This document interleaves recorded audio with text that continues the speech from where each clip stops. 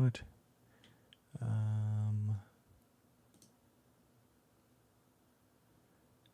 Exciting. 1 second. Weird. My camera's not working. Yeah, 1 second. Sorry, guys. Sorry, I'm fixing it.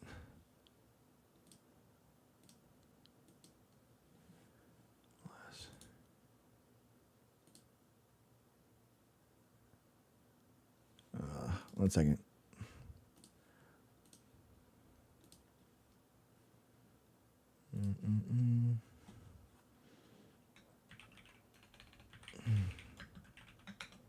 Whoa, dude, stop the stupidity. What's up, dude? Oh my gosh. Dude, stop the stupidity again. Another 5 gifted subs, dude. Oh my gosh. Dude, thank you so much. Stop the stupidity. If you guys aren't on YouTube chat, man, stop the stupidity. Thank you so much, dude. Thank you, man. It really helps. Spreading the knowledge about the stream, and thank you, dude. Thank you. All right. Here, let's check these. Just check, make sure that we got these going. Boom. Up. Okay, that makes sense. This. Cool. And then here. Thank you. Stop, dude. You're awesome. Stop the stupidity. Thank you, man. Well. We will get into the news, ladies and gentlemen.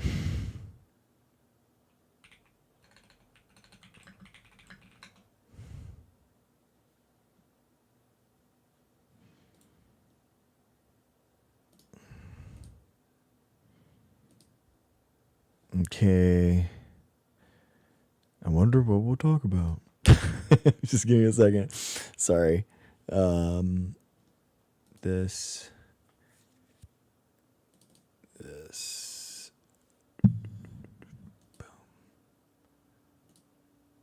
All right. Oh, dude, Helen with the galaxy. Thank you so much, dude. Thank you, Helen. You're too kind. Thank you so much. Well, 1 second.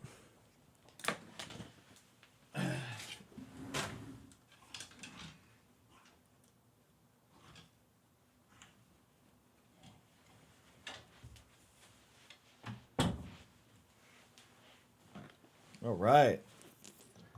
Boom, boom, boom.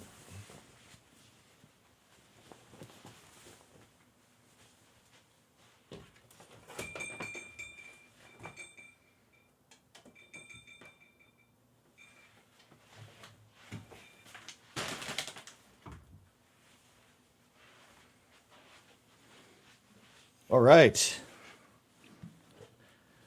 Ladies and gentlemen, thank you so much for being here. How are you doing? We are back. Having a good time. Oh my God.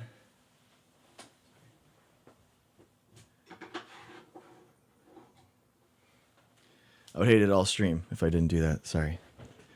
Okay.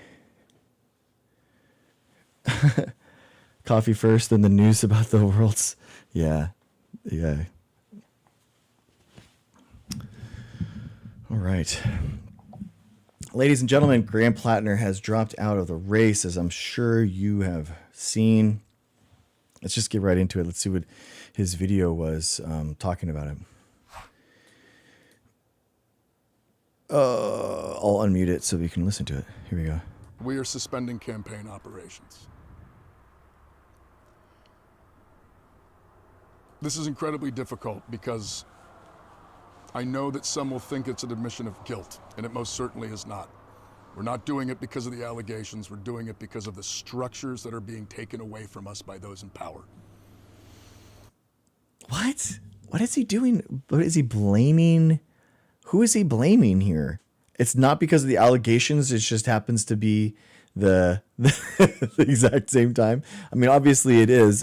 He's saying that they're fake, right? And that now he's wrongly getting this stuff taken away from him. But obviously they're because of his past, you know what I mean?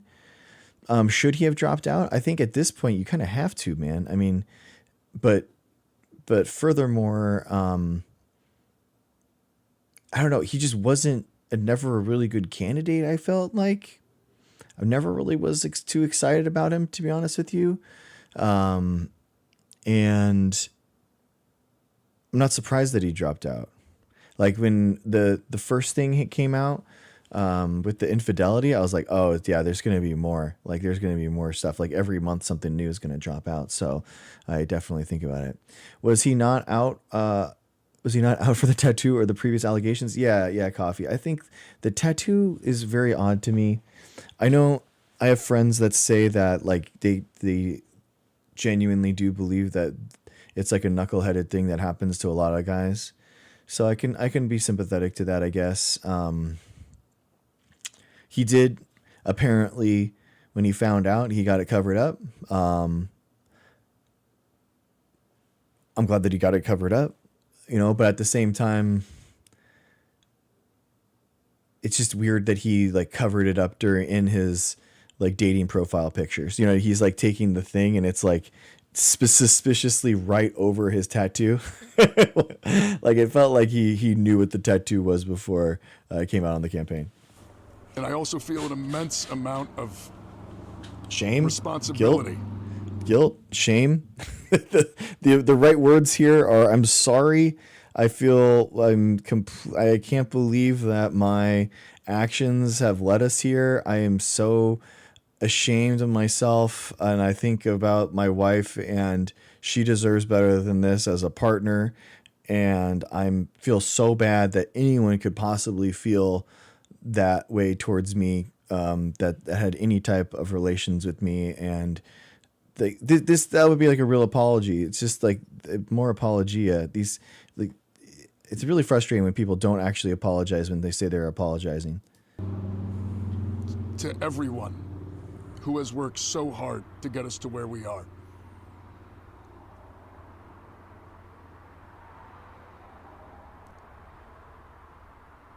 We went toe-to-toe with one of the most entrenched political systems in the history of the world, and we won. Oh my God.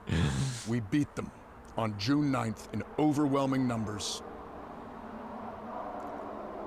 We did it the right way. We built a campaign. We engaged in electoral politics. We motivated people. We banded together. We did it the way that we were told we are supposed to make change. And we won. And now they are not going to let us have it. Oh my gosh, dude. This is such a bad way of going out, dude. This is so embarrassing. Like, he's obviously never worked in politics, but are you really making this if you're trying to work in it again in the future? Are you saying this? Did this person file charges? I'm not sure. Helen. I don't know. I think the big difference is this was, before it was with consent and then now it's not, right? That's the big difference that people and everyone's kind of like reacting to. Not if it's me. Not if it's me. I just hate poor losers. I don't know. There's something about it where you're just like, you're supposed to be the head of this thing, and it's because of his actions that this whole thing came down. And he really is. He is saying that it's like, what's he saying here? They are not going to let us have it? Is he talking about Mossad and all this kind of stuff? It has to be, right? That's what people are dog whistling every time now. Is everything like that now? Like, is it really everything in politics is just going to be like, oh man, there's no way. Mossad again, like everything, dude. And so we're suspending campaign operations. I want to make clear though, I intend to file my paperwork to withdraw. Okay. The process. So this is honestly, I mean, this part. So like, I feel like him making this video, he's not looking good, right? He doesn't look good making this video, but he's doing the thing. He's bending the knee where it matters. Like this is kind of him saving face, but like he's bending where it should, where he should bend, and can't suspending, withdrawing. Although apparently there was news today that Plattner's campaign was trying to influence the DNC on who they should pick, and the DNC was just like, nah. This is Plattner for Senate Maine candidate, and he dropped out today. So, yeah, let's see. Needs to assure that what comes next is reflective of the Mainers who on June 9th turned out and showed that they are desperate for a different kind of politics. It needs to be driven not from back rooms, but by the will of the people. We are suspending campaign operations. It's funny because it's like he literally got into politics by a backroom consulting firm. It's very weird. He's a very weird candidate. I feel like I'm very... Oh, wow. That's nice.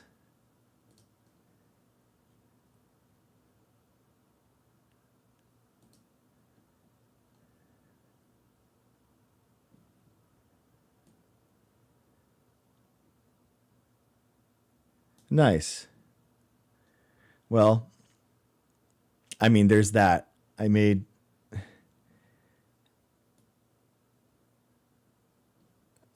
I'm thinking, as soon as the allegations came out on him with the cheating stuff, I knew that it was going to be bad. So I bet against him on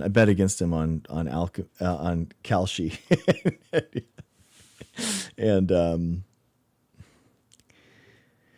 yeah, I mean, you take those wins, ladies and gentlemen. You know what I mean? What do you want to do? What do you want to do? I don't know what to say. Yeah, he ran for Senate, and he's not anymore. I mean, well, he is, but he's not anymore. And the fact that he is, he pulled out. Okay, so let's think about it. Let's think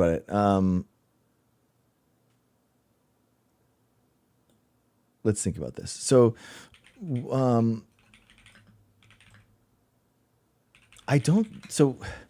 the 2026 elections,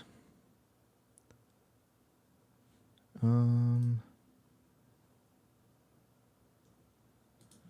think it was 2024, right?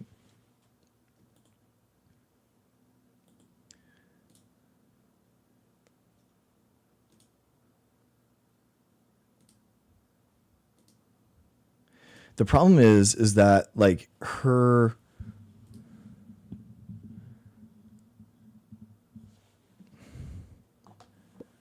problem is honestly a lot of the remember what was the Susan Collins? Yeah, Susan. It's really Susan Collins that we're looking for here, not Angus King. Her matchup, the last one. So the question is like who do you run against her, right? And I think obviously the number one pick is going to be the person that just dropped out. Probably they're probably going to come back in. She's like 70 years old. I think she's the governor, the ex-governor or something like that. I think people are going to want to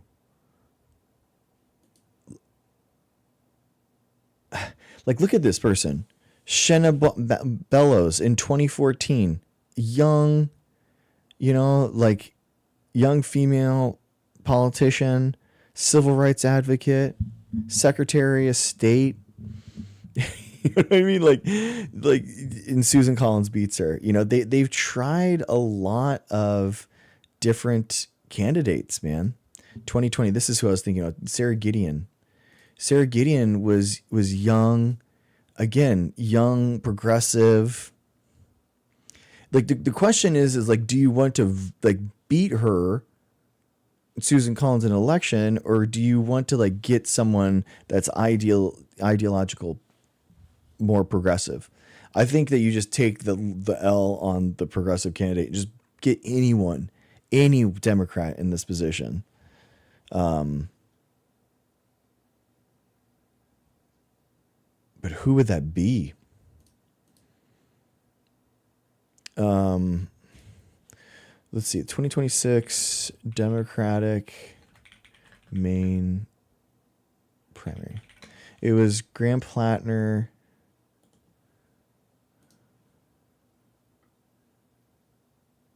Yeah, Janet T. Mills. That's it.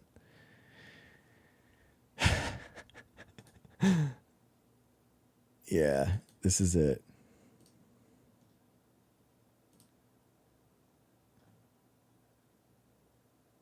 $78, guys.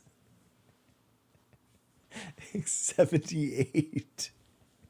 She's 78. How can this? How are Democrats so bad at this constantly? Like, how are they? How are we so bad at this? Like, how are we surprised? I don't know how we're surprised, but also I don't know why I'm surprised anymore. You know what I mean? It's hard to explain. I'm so befuddled. Like there really isn't anyone better than a 78-year-old attorney, ex-governor, you know, like she's highly qualified. It's just 78, you know. I don't know. Maybe that is it. Maybe that is it to maybe that's just what we have.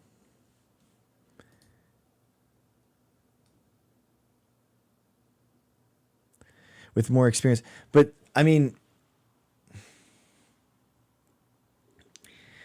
the thing is that it worked for Biden. But the problem is Biden was a man of the Senate for, Santana, what's up?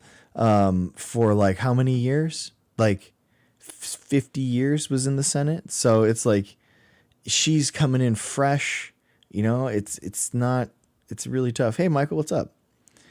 So this is a tough one for me. I don't know who I would pick to replace him. Good to see you too.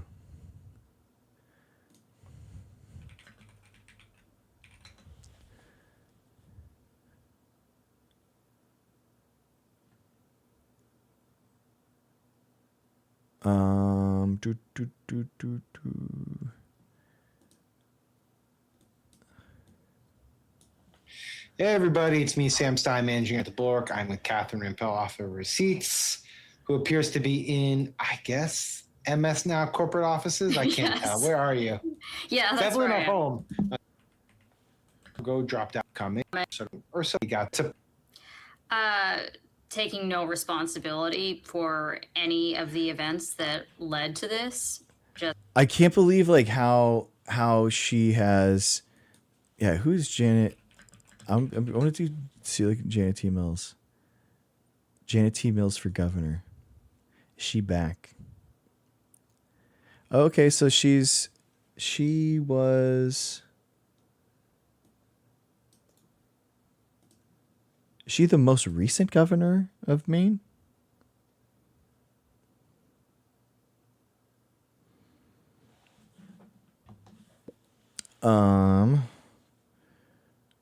Yeah, she's in the incumbent. Assumed office in 2019. Yeah.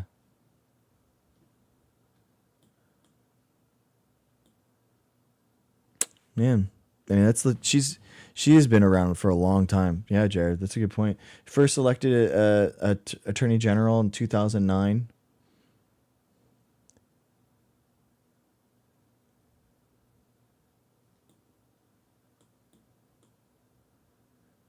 You know what I was thinking about? It's wild to me how much of a, how should you say? It's wild to me how much of a, it's really frustrating that with basically every single male politician, you have to wonder whether or not there's some weird sexual stuff in their background that's going to surface at some point, but you just never have to worry about that with women. like it's wild, man. Like I can't think of a single female politician that has sullied or desecrated their office with some wildly inappropriate sexual endeavor. Like I can't think of a single thing. I can't think of a single one where everyone was like, "Damn, that was a little too far. You really went hard in the paint there, and it looks bad for all of us. So you need to break down." Bobert Bobert had her thing in the theater. True, didn't resign. Didn't resign. Yeah. Beetlejuice. That is crazy. That was wild. But hey, at least it was consensual. You know what I mean? But geez. It's just frustrating to me for like every single male politician. It's like something that we just have to, it's just baked into the cards. We just assume it's like, yeah, they're going to have some weird stuff that they do. You know, like what is going on, guys? Like what's with it? Jeez. Oh, no way.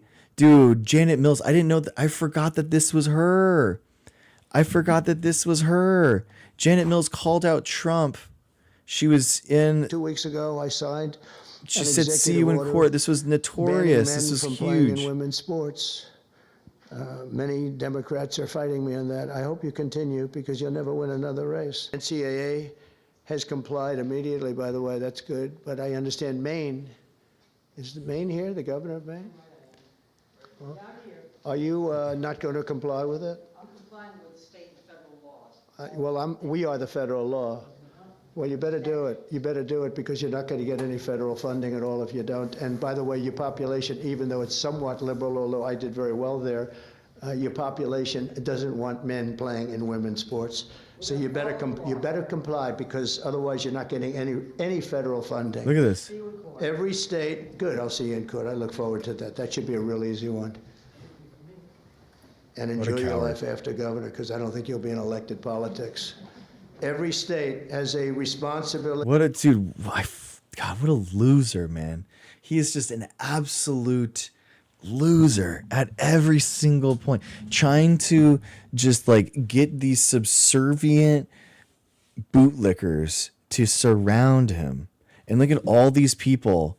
Like, this is so much cringe that what he's doing here. He's like, the fact that he's trying to hustle her down like in the middle of this thing and talk down to her. I don't know how she remained seated. I would have kept going after him. There's no way. Like, if that's how you want to go down this road, like, let's do it. You know what I mean?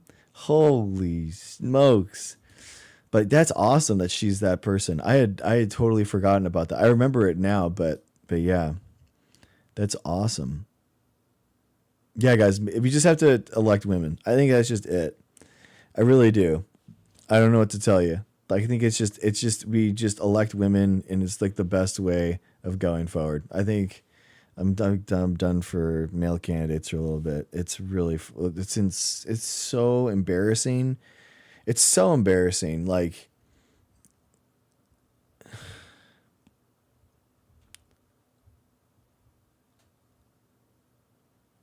it just shows that there's so many guys that happens with so many guys that and it must select for this type of like narcissism that you get with politicians, that it would just kind of like comes through. Yes, exactly. Chase exactly interrupted his own speech to try to bully a random governor. Exactly. What an absolute coward. It's so crazy. Oh, nice, Joe. Congratulations, man. Good, congratulations on the book, dude. The audience, exactly. He loves that. Yeah, exactly, Kate. He does that to women who don't adore him. Exactly. And it's ridiculous that guys let it happen. They just sit there and they just take it. Like that is true cuckoldry. Like, actually. Like, seeing him just to have his way with someone in front of you and having no like spine to actually stand up and be like, bro, this is so embarrassing. Oh, nice, Joe. Good. Dude, that's serious, Joe. I'm really happy for you, man. He is so emotional. Like, and it's so funny because they always say that women are so emotional. There is no one in politics that is more emotional than Donald Trump. Donald Trump is the absolute worst in this. Definitely, Chase. Yeah, I mean, it has to some level of narcissism to say I should be in charge of everything. Vote for me. Yeah, exactly. I think. I guess could there be less? I think yeah, you have to like be some type of narcissist in order to run for politics for sure. There are women that choose to have children with men like this though, so the cycle continues. The problem is with men though, because it's like women can do nothing wrong and men are the ones that like perpetrate violence and assaults and all these different ways against women. Like it's completely one-sided, man. So that's the thing, is that it is one way. It's like it's a one-way street. Watch any grown man with his favorite sports team loses and you'll see his emotions for sure. Yeah, I'm going to have a lot of emotions watching like the fights that McGregor and Holloway this weekend. So for sure, you know, I think that's, but I think what's the most annoying with Trump specifically is his inability to take any criticism and to hold himself accountable in any way. So it creates this scenario where he's shameless and he's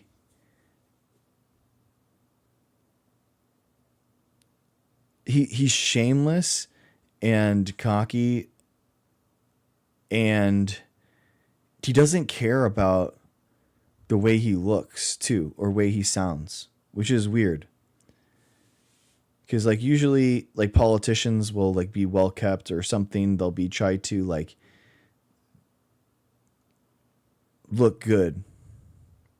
But Trump doesn't care, you know, about it. He doesn't care about looking bad. He doesn't care about being the entire world seeing him looking like an idiot. You know, he doesn't care about that. It's very weird. Stop the stupidity, dude.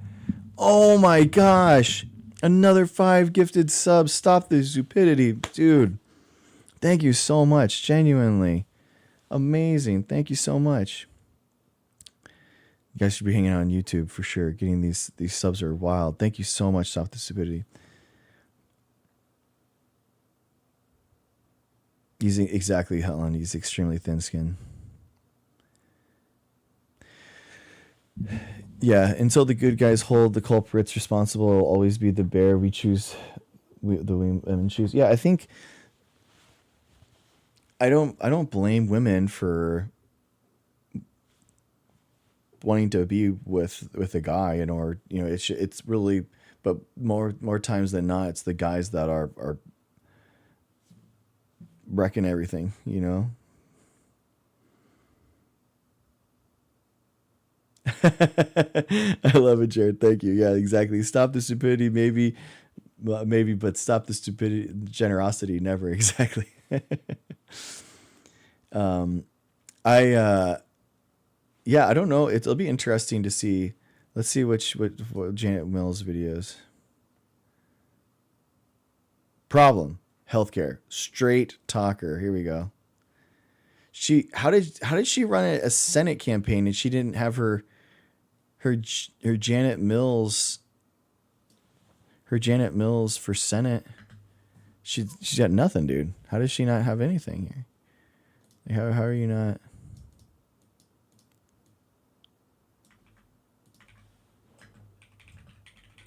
What did she? I want to hear her stuff against Plattner. Did she? Oh, Janet Mills. Oh, is this it?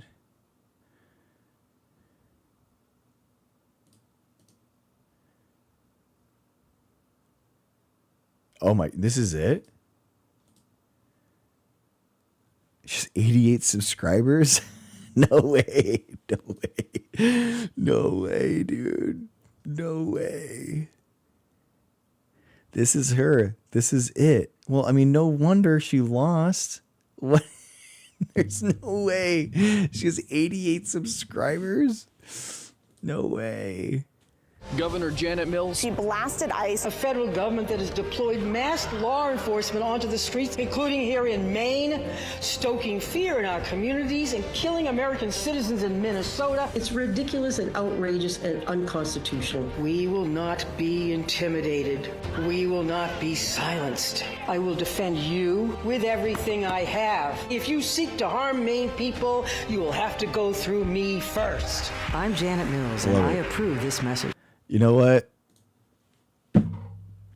She gets immunity. She gets pardoned immunity. She gets the fact that she's going up, doing it still. Thank you. Thank you for your service. We all salute you. We salute you, Janet. We hope you win. I'm gonna say no bad will. There's nothing bad to say. She's doing it, doing her best. I think she's been in politics for 30 years. You know, I think like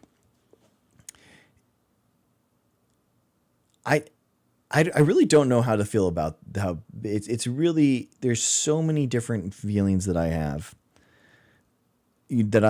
for like institutionally and through infrastructure. Bureaucracy exists, and you have to learn that bureaucracy in order to kind of do the things that you want to do. At least that's how the old style of politics worked, you know, and like how the Senate actually works and the everyday of what does a senator do? What goes on? You know, what's happening?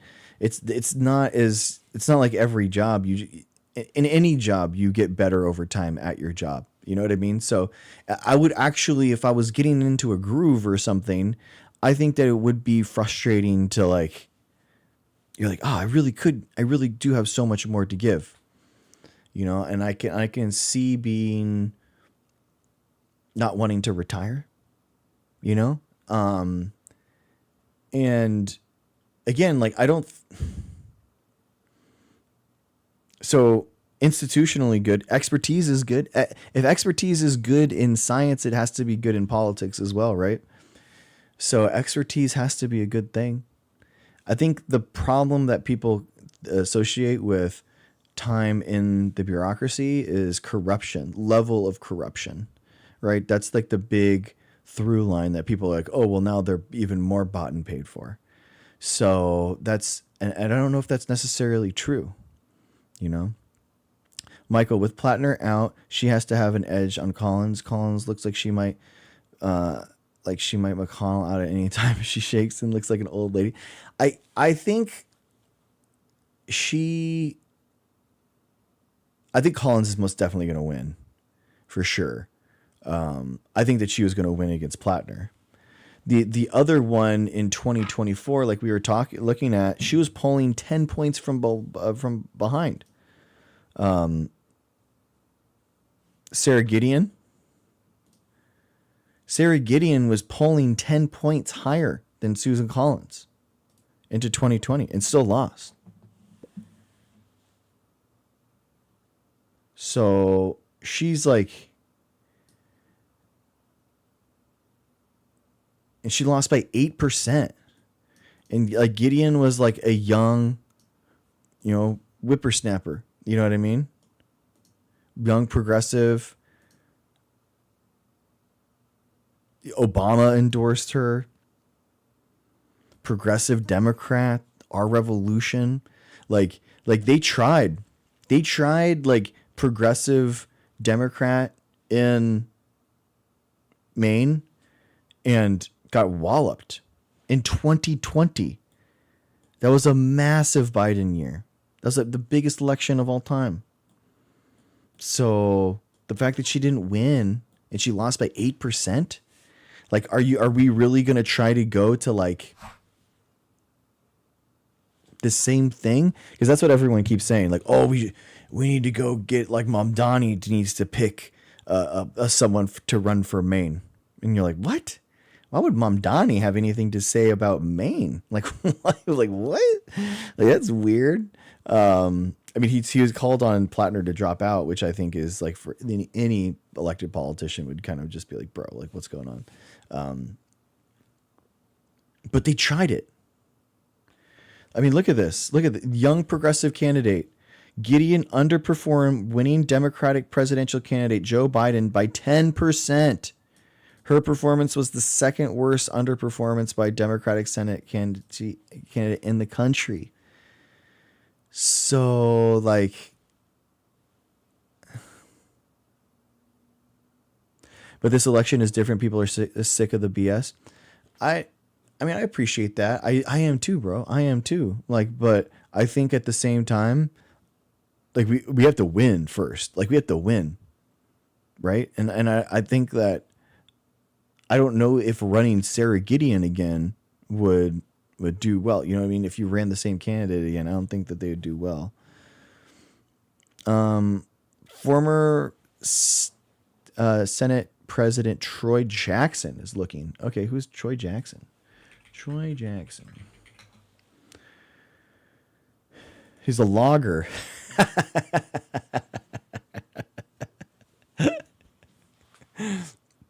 I love the fight that we go from a crabber, a fisherman, to a logger. What's next? Like, what's next, dude? Like a train engineer. I like Angus King, but other Maine senators. Yeah. You know what's crazy? He's been independent. Exactly, Michael. That's what I don't understand. So, like, how in the world does Maine have an independent and then, like, a staunchly Republican senator? Do you know what I mean? How does that work? That's so weird. I'd rather see a really focused 40-year-old plus that had earned their college degrees in law by staying in upper-class kids that earned their education experience through devotion. Yeah, no, that's what I would honestly rather someone not just be like a lifelong politician necessarily, because, I mean, you would want them. I mean, the whole idea of democracy is that you have people that are close to the problems that you're having at that time, that you're electing to solve those problems. So having someone that's more in touch with, you know, how people are actually living and the problems that people are having, then it's definitely a better thing. Kamala Ryan again. I mean, yeah, but Kamala Harris is the most qualified candidate for the presidency on the Democratic side. She's by far the most candidate. So there's not even a close second. I think the other person that's the second most qualified is Gavin Newsom. So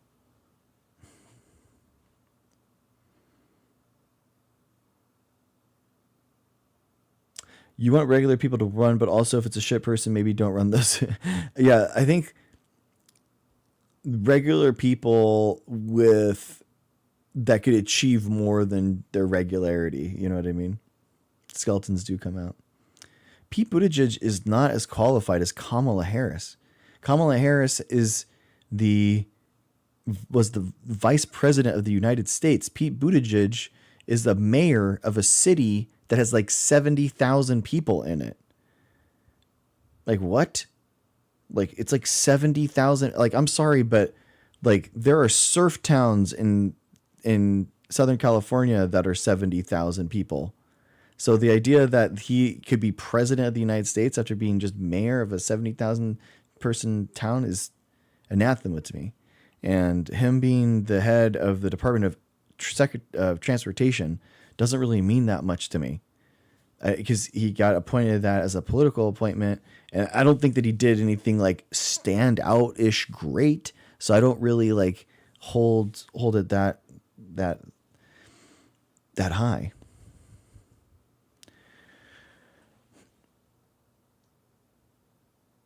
Oh yeah, you're right. Here we go. Jackson ran for Congress in 2014, governor in 2026, but was defeated in the primary both times. After the Democratic nominee, Graham Plattner, suspended his campaign, Jackson announced that he would be running for the 2026 Senate election. When is this Senate election now? Like, when is it? Is it just mass write-ins? Is that what you do? Who gets to be on the ballot?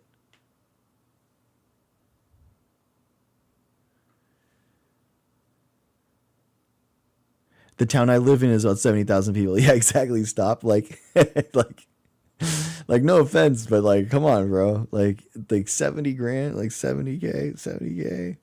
Come on, man.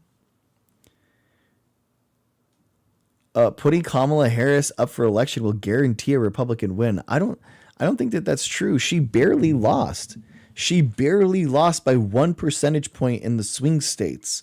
Like, the fact that people think that it was a huge blowout, and like that just isn't correct. Like, literally a 1% swing in the swing states and she wins and she's president. So I'm sorry, but like, the idea that she is like somehow completely unqualified because she lost. She ran an incredible campaign for how short of a campaign that she could run. She ran an incredible campaign. So I think that you're going to be shocked at how popular she is and the name recognition that she has and how many people like it. But I mean, let's see what happens in the primary, and like, if she wins, she wins. Then if not, then she's not. Guys, relax. Dr. Greg and I will become president and VP when I finish my string theory PhD and turn 35. Let's go. We will fix this stuff. Dude, you know what's so funny, Chase, is that, like, I'm sorry, but compared to like the questions of how should we pay for healthcare? Like, those decisions seem so trivially easy compared to the stuff that we do in the lab. It just doesn't make any sense to me how we can't, like, people just have obviously not tried to solve any of these problems. That's what really makes me the most frustrated, actually. It's like, how complex engineering and science is right now, like the idea that we can't fix like the most easy of facile of problems, like, it's just hilarious to me. I don't know how are they running? How are they running now? I don't understand that. Are they going to have a flash primary? Like, I don't understand how it works. She lost to a 2-time impeached convicted felon. Okay. Yes, she did, Sacred. Yeah. But also, she was given a short time to get her entire campaign going, and she did a good job, and she lost by 1%. So it's not like she got blown out. Like, it wasn't a wave election. It was barely. And like, the problem honestly was turnout. The problem was Democratic turnout. And the problem was a lot of Democrats and the milieu of the Democratic establishment and the voters at the time were basically that Trump's not that bad. That's what I was blown away by honestly how normal the Democrats were actually taking the election and how they weren't like freaking out. And I obviously was like despondent about this. It didn't make any sense to me. I'm terrified of a real lab. I do esoteric mathematics for my money. That's interesting, man. Yeah, I love being in the lab. But that's interesting, the theoretical versus applied physics side, because I did talk to a bunch of my physics grad friends, and it was the same way, kind of like completely different, you know. America doesn't want a woman president. They elected a pedo fraudster twice over 2 qualified women. Maybe take a hint, politicians. Yeah, but misogynists shouldn't win just based off of that. You know what I mean? Just because they don't think that they want a female president doesn't mean that a female president wouldn't do them good. You know what I mean? Rouza, what's up, man? YouTube chat. YouTube recommended your COVID debate to me a few days ago, maybe because of me having watched Professor Dave's debunk video. Oh, nice. Yeah, Rouza, a lot of his fans are finding my stuff. That's awesome. I appreciate you. Yeah.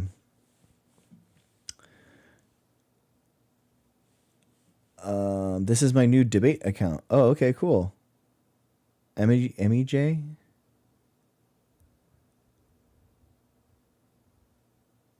I did do, yeah, SimEcon has a new, SimEcon is 2.0 is out, guys.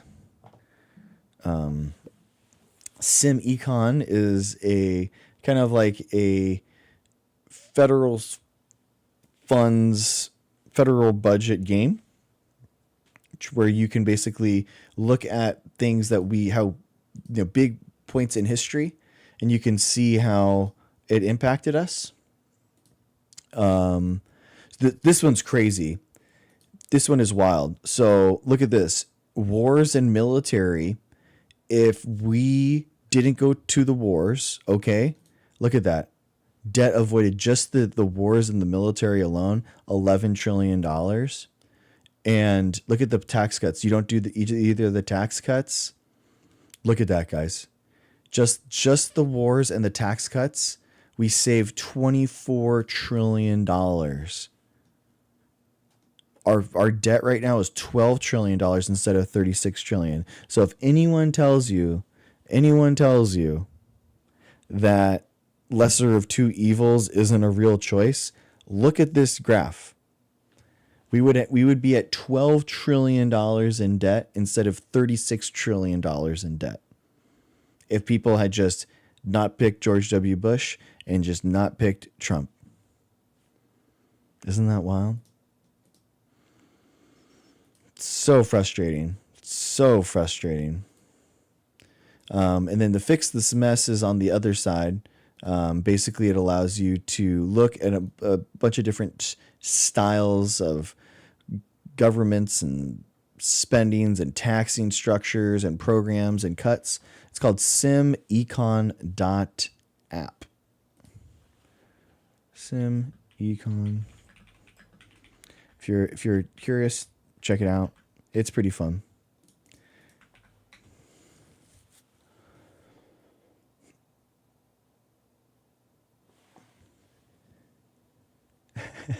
If you do your best work on caffeine at 4 a.m. in front of chalkboards with walls of math and think biology is yucky, squishy stuff, you go into theory.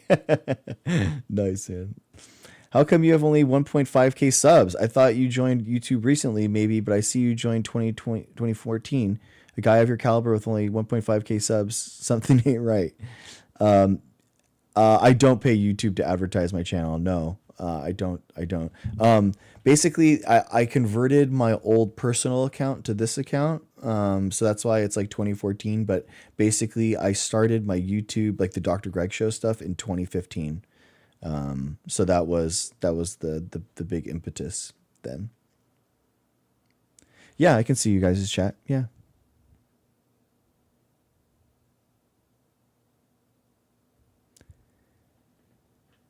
No, I'm watching all your stuff on IP, man. It's not pre-recorded, bro. I didn't respond to you thinking that it was pre-recorded, bro. I was like, why would I?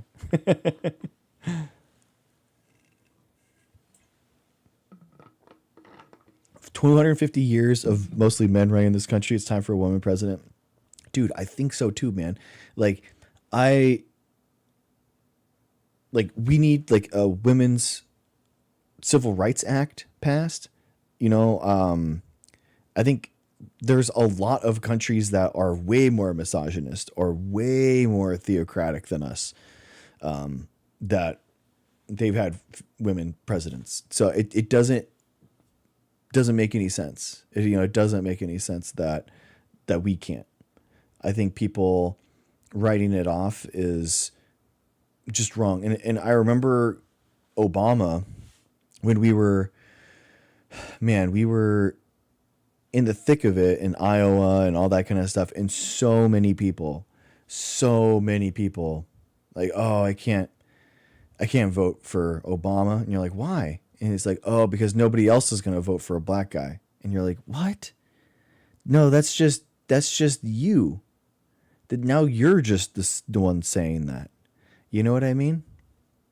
Like, at some point, like the last person down the line who's saying, oh, I can't do it because of this guy. And then that guy's like, me? And then he's like, I can't do it because of this guy. And at the end of the line, it's just you. You're just the only reason why you can't do it, dude. You just got to do that thing. You just got to, it's okay. We can vote for women, you know? Like, come on, man. Obama was a great orator. He did. Obama did get elected twice, but I mean, he didn't start off as the most popular politician in the country. You know, I think that's the biggest thing. 2 women lost to America's worst president in history. For sure. I think so. The question is kind of like, did they lose because they're women? Did they lose because of a uniqueness? You know, I think I don't think that you'd ever see someone as misogynist and as openly douchebaggery as Trump ever again in politics. I'd be really surprised if that ever happened again. Maybe I'm wrong and this is like a new normal and we just roast each other. I would love that. Please bring it on. I think that we have been playing with kid gloves against the Republicans for way too long, and it's time we just roast them. But and they like it, guys. They like it, by the way. This isn't just something they like this. They like that approach the most. But I think like Hillary was unique in the misogyny. Like the attack from Hillary has been happening since the 90s and since the late 80s when it's very systemic. Like she literally had decades of a run up, and maybe the Democratic Party could have seen that a little bit better. Maybe they could have been like, man, there's a lot of anti-Hillary sentiment, but at the same time, like, why let the Republicans dictate who the Democratic nominee is going to be? You know what I mean? Like, why give them more power over us? Like, let the Democrats pick their own person. And I mean, she was in 2008 incredibly well qualified. Looking back at it, I do wish that she was elected president then instead of Obama. Like, I do. I campaigned for Obama. I called Iowa in 2007 before the Iowa caucus. Okay. Like there's nobody a bigger Obama fan than me. But I still think that she, it would have been better if she got became president in 2008. So yeah, dude, for the love of science and reasons, pay YouTube the money, advertisement money. You'll blow up. You need money. I don't know how I can do that. I don't know if there that is a thing. I don't know. I'm down though. I'll check it out, Rosa. Yeah. Yeah.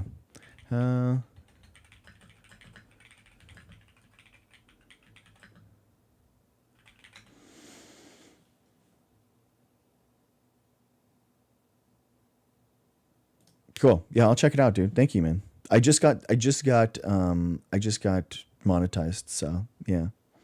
It's been happening in the last, like, it's blown up in the last like couple weeks. So I'm brand new to it. So, but yeah, dude, for sure. I'm down. Bangladesh has a severe measles outbreak. Oh man.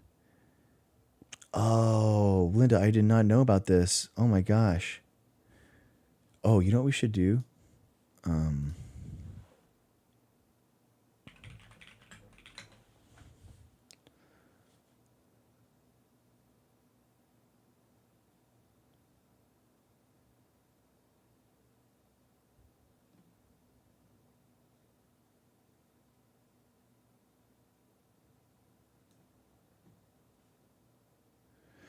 10 people on YouTube right now, which is awesome. What's up, guys?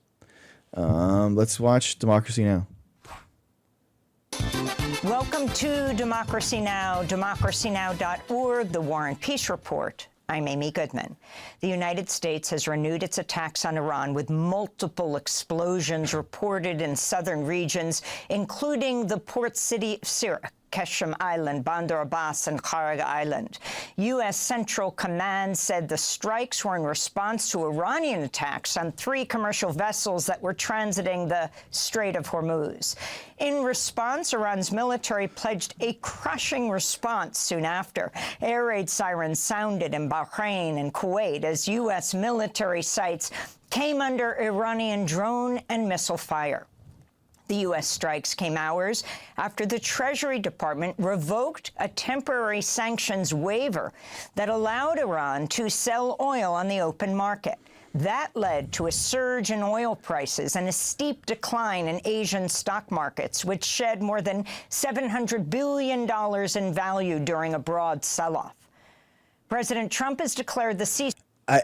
It is shocking how bad Trump has managed this whole Iran thing. I don't know how I am still surprised at the depravity and the absolute horrors of this man's mental fortitude, but here we are. Here we are. I know no bottom in the hole of despair that is living every day that this person has capabilities to actually launch missiles and to cause harm on people. I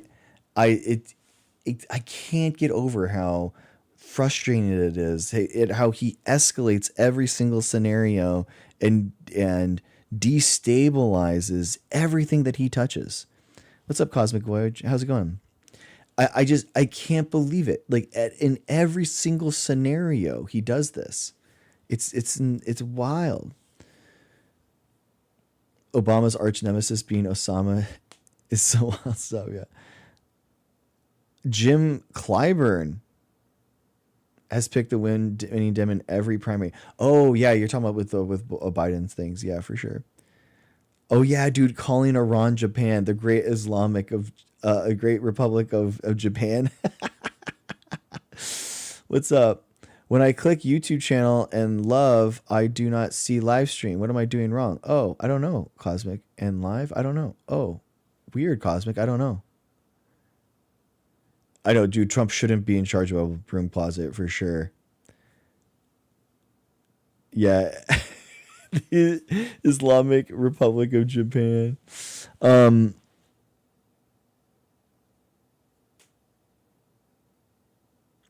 Do you think that he's going through this with advisors, just telling him what to do to make the most money?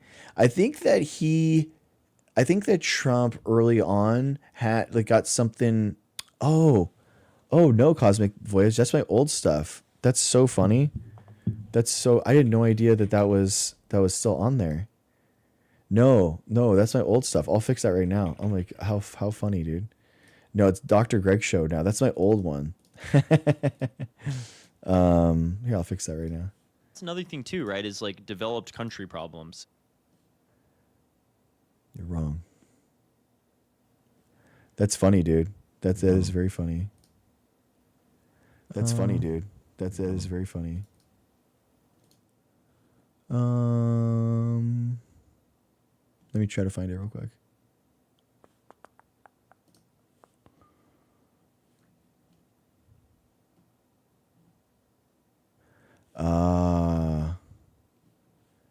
Yeah. Okay, I gotcha. Sorry, dude. That's so funny. I don't have any of the Twitch stuff all set up.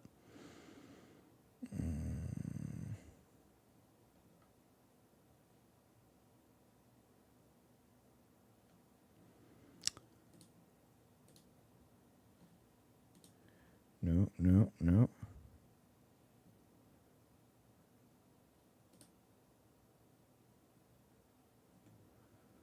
One second.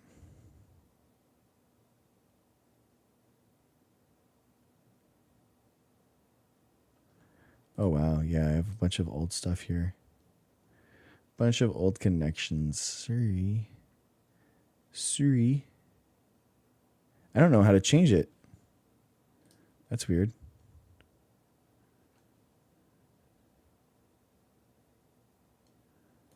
Profile? Prime? Perks? Sorry guys, this is bad. This is bad. I'm sorry. Yeah, I don't know why I can't change that.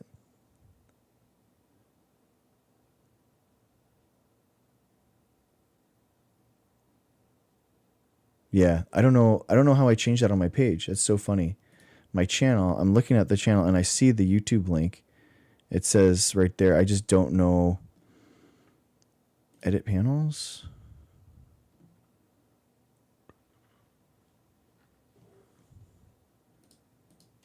Sorry, dude. I don't really know how to. I don't know. That's so weird. One second. I'll figure it out later. Okay. Yeah, dude. Microsoft did do a bunch of layoffs. It was just. I genuinely do think that we should charge companies that do massive layoffs. Like I really do. I think you have to like. It's not okay. You know, basically, it's not okay to have this type of instability when they're going to they're harming the American jobs, or American families, American security. I just having mass layoffs shows that you aren't managing the business correctly, and there should be some type of fine or something that's associated with that. Like it just has to be. That's what I would say. Yeah, it's so weird, man. I don't know how to connect my YouTube. Let's try it. Yeah, tech jobs are being massively cut right now. It is really sad.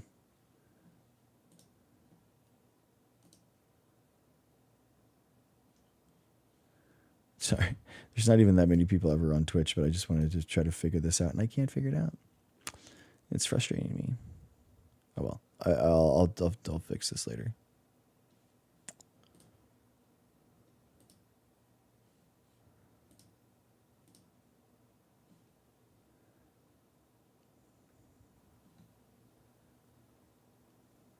Yeah, it's so funny. I don't know how I change that. It's so funny. I don't know how I change that. It's so funny. I don't know how I get. We're looped. We're looped. Okay, sorry. Too much time. Sorry.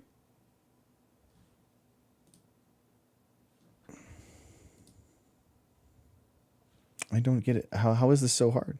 I'm like, how is this so hard? Profile settings. It's supposed to be right there. No, I'm not gonna do that. Thank you though. It's people are on Dr. Greg's show on YouTube. Gordon Ryan. Yeah, dude. Yeah. People call me Gordon Ryan because of my jujitsu. Yeah. People call it. It's okay. I mean, I'll take it. You know, he dyes his hair to look like me. Okay, I just look like me, and that's it. I'm not glitched out. Sorry guys. I was trying to do a stupid thing.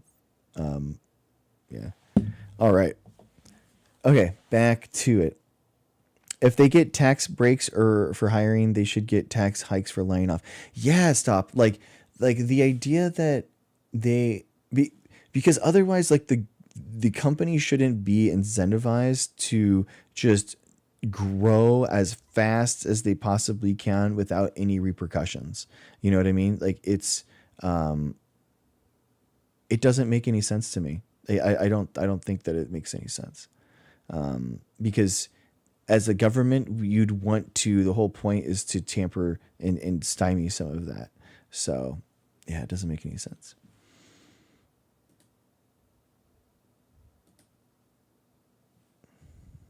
ceasefire deal with Iran over, condemning Iran's leaders as scum and declaring negotiations with them as a waste of time. Trump was responding to a reporter's question at the NATO summit in Ankara, Turkey. Is the ceasefire over? Is the ceasefire done? Is the MOU dead? Dude, he looks bad. I'm not a huge Trump fan by any means, but like, he looks bad right now. Like, he's super saggy. And he just seems really like deflated. It's a very interesting question. Look at, he's like really, really stammering through that. To me, I think it's over. I don't want to deal with them anymore. They're scum. You know what scum is? They're scum. They're sick people. NATO Secretary... It's literally your job to deal with them. That's the whole point. You're like literally the president. Like, what are you talking about? General Mark Rutte praised the most recent U.S. attacks on Iran, calling them absolutely necessary, while telling Trump, quote, "I'm with you." Rutte's attempts at flattery came after Trump castigated NATO allies for refusing to aid the U.S. and Israel in attacks on Iran. Trump also lashed out at NATO leaders for rejecting his efforts to claim Greenland. And he refused to rule out additional U.S. troop reductions in Europe. Meanwhile, Trump announced he would lift U.S. sanctions on Turkey that were imposed in 2020 over its... Dude, he's like... His actions are just very odd. Purchase of a Russian air defense system. Dude, I think he's on like some new medication or something. There has to be.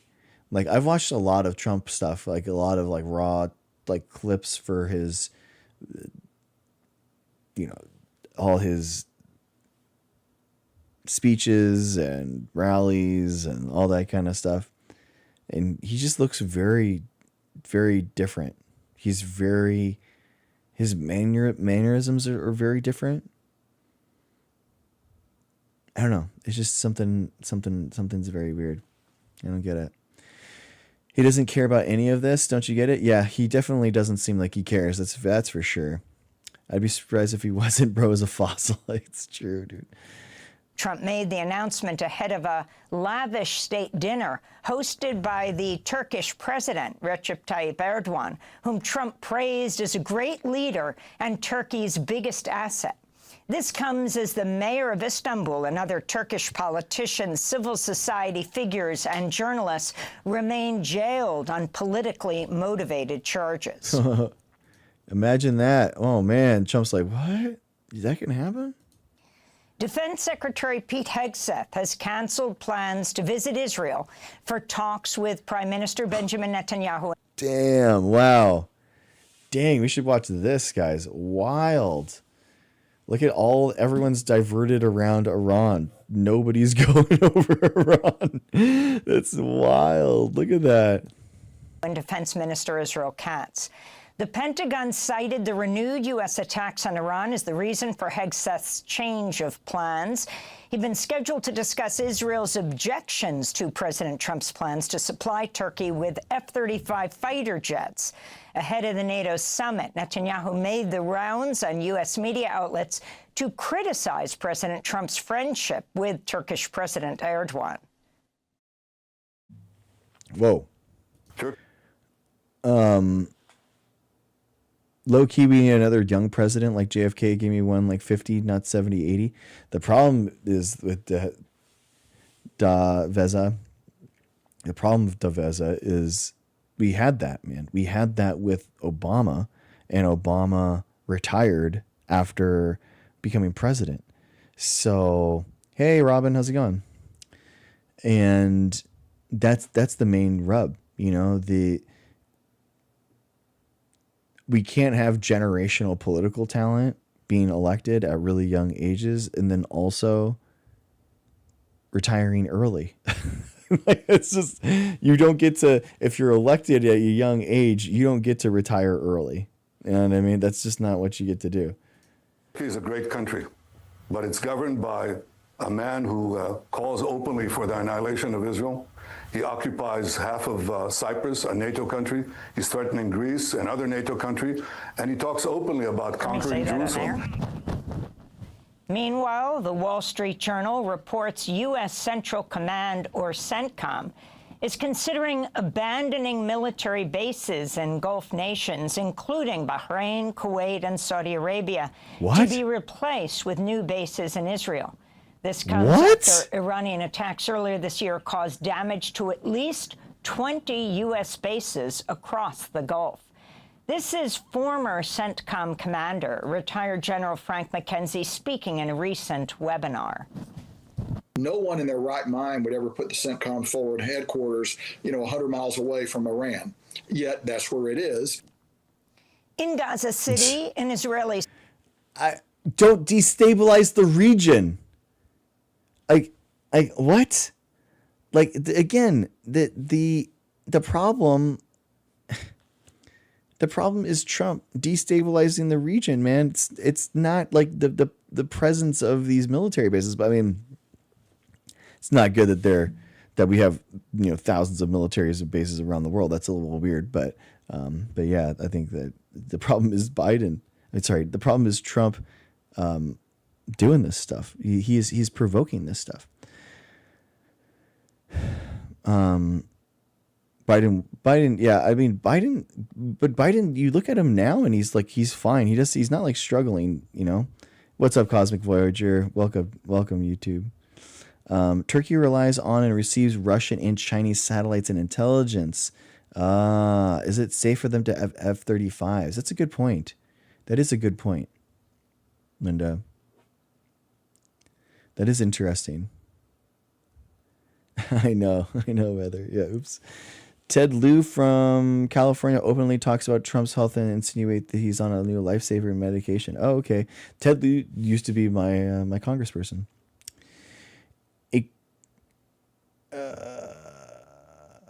What?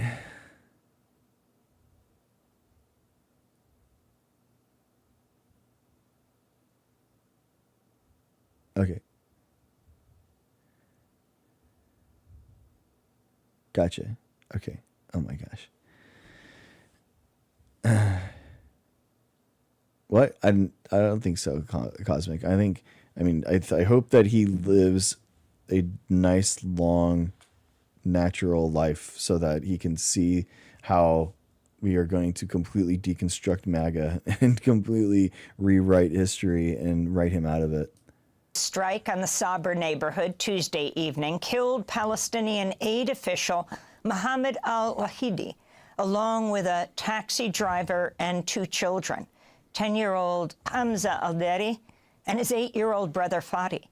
Al-Wahidi was director of public relations for the Egyptian Relief Committee in Gaza and had just organized a public screening of the Egypt-Argentina World Cup match. Israel killed him less than an hour before kickoff. Since October, when Israel agreed to a so-called ceasefire, it's killed at least 1,027 people in Gaza, including 258 children. I apologize for laughing. That's not funny, but just the timing of it, how they said that was wild. I supported Trump before his dumpster fire that is the Iran war. All right. Awesome, dude. Well, I mean, nice. Good. Do you understand that he can do anything he wants with ICE? Yes, Cosmic. I get you, man. Yeah, I get. It's very dangerous. It's extremely, extremely dangerous. Yeah. Yeah, I think that is the you're pointing out the main problem that exists, man. We don't have any checks and balance in regards to the police and the justice system. It's just the executive that executes the law, and the justice system can't enforce its own laws, so the Supreme Court can't remove him. Even if they impeached him and removed him, who's actually going to remove him? So that's definitely it.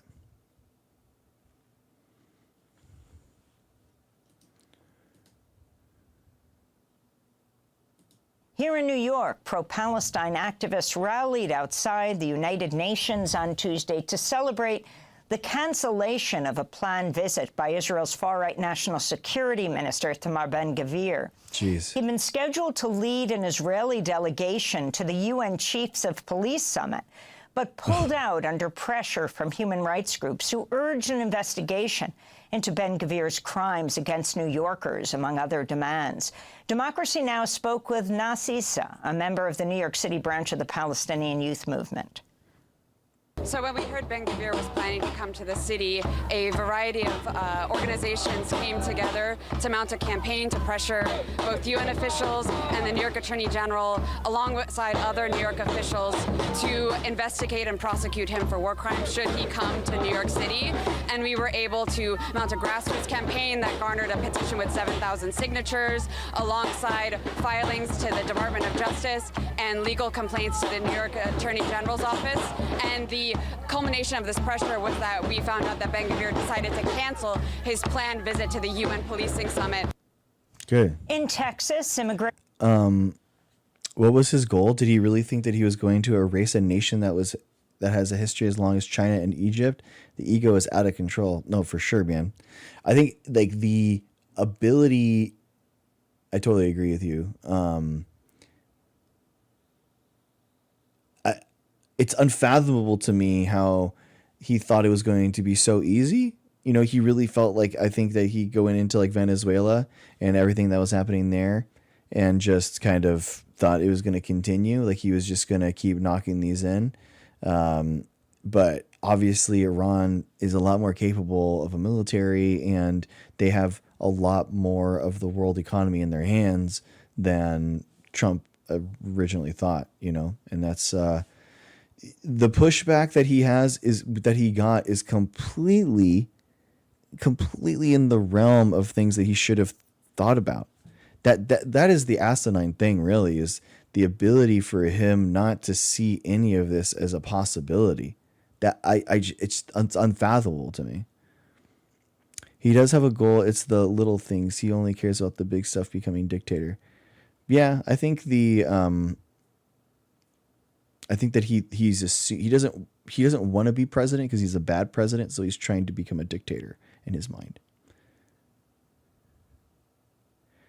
Thank you, Davisa. I discovered you with your debate against Kent Hovind. Kent was a blabbering fool in the debate. Well done. Thank you, man.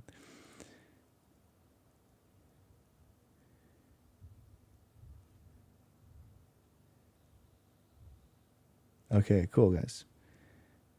TikTok wilding out as per usual. Immigration and civil rights advocacy groups are demanding an independent investigation into the fatal shooting of Lorenzo Salgado Araujo, a Mexican father who was killed by ICE during an attempted arrest in Houston on Tuesday morning. Jeez. Araujo's son, Ronaldo Salgado, said in a statement his father was driving to work and was in Magnolia Park, a historically Latino neighborhood in Houston, picking up workers in the area when ICE agents targeted him.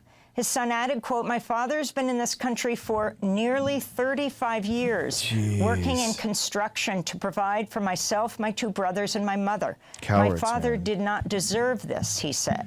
ICE claimed it has in previous shootings that Araujo had attempted to drive away, ramming an agency vehicle when he was shot in the abdomen. This is Cesar Espinosa. He's executive director of FIEL, a Houston-based immigration advocacy group. We are calling for an independent, fully independent investigation from the authorities. We are calling for transparency from ICE, and we are calling for justice for this person. ICE does not get to be judge, jury, and executioner whenever they want to. Advocates Exactly. Like, you have to bring them in. Like, who gave these police departments this idea that they can, like, just figure out if someone's guilty or not then and there, and then assess that they could possibly have a gun or be some type of threat on me, and then now they get to just in cold blood shoot them 50 times? Like, how is this every single time that they can just figure that and go there? Like, literally someone had a pen in San Diego. They had a pen. like a pen, like a ballpoint pen. And that was enough for the cop to shoot this person like 20 times. And you're like, I made a short about it, and I had all these people in the comments, and they were like, bro, you don't have any idea how dangerous a ballpoint pen can be in the right hands. I'm like what? The person's 20 feet away from the cop, like posing no direct threat. So these guys that get all in their head, it's this whole like video game rot mentality that people have with they think that they are the main character and they're going to take out this ultra bad guy. And it is so like, we have got to completely redo how we do policing in this country. We just have to. Like, ICE has to be dismantled now. Police departments can't be the number one way that we spend our money, guys. That's not how that doesn't make any sense.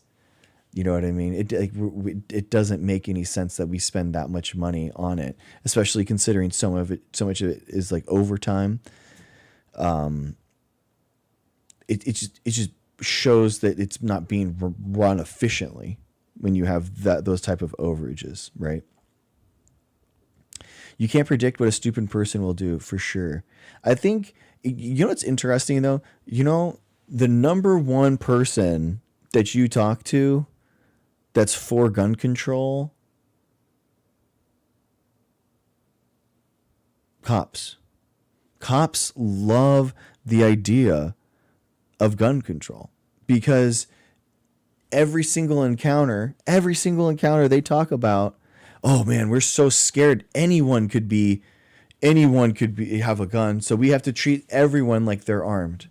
And you're like, but everyone isn't armed, so why would you treat everyone that way? And why are you going to why could you just shoot me 20 times for no direct threat against you? It just, we have to train police differently so that they are more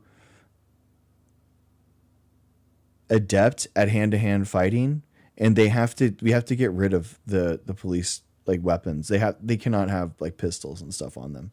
They should be able to have it in their car that they have to go to or something, but it shouldn't be on their person. It shouldn't be. It's just too much. They escalate it too much, and there's too much. There's too much escalation from the police in terms of violence. It doesn't make any sense.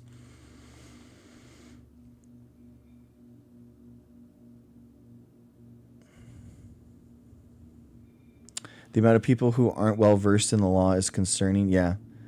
Watch the audit, and it becomes clear. Oh, interesting. I don't trust cops even if they're family members. I know.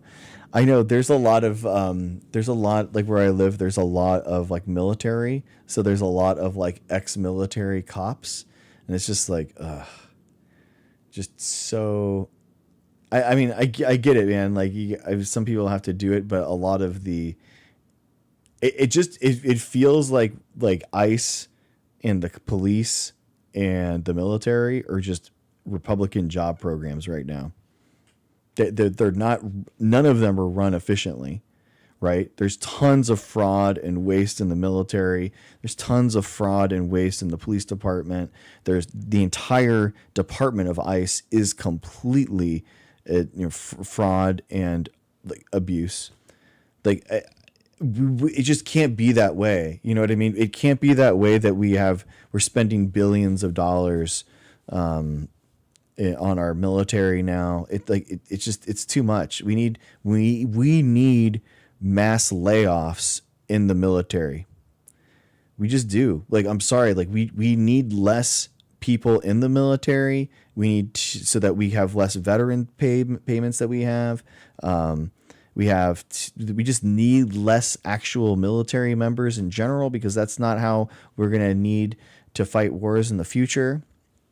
So We need mass layoffs in the military. And the fact that you haven't even heard that sentence ever before in your life until now is the exact reason why we need to have it. Like, I've never even heard of a politician being like, we need to lay off the military. We need to like pump the brakes on it. You know, it's just, it never heard that sentence before. Hi, Tiffany. Yeah, we do need to put all that money in the right places. I mean, we're talking like over $1 billion that's being wasted in $1 trillion. Excuse me, $1 trillion that's being wasted every year in the military now. It's like, it's unimaginable.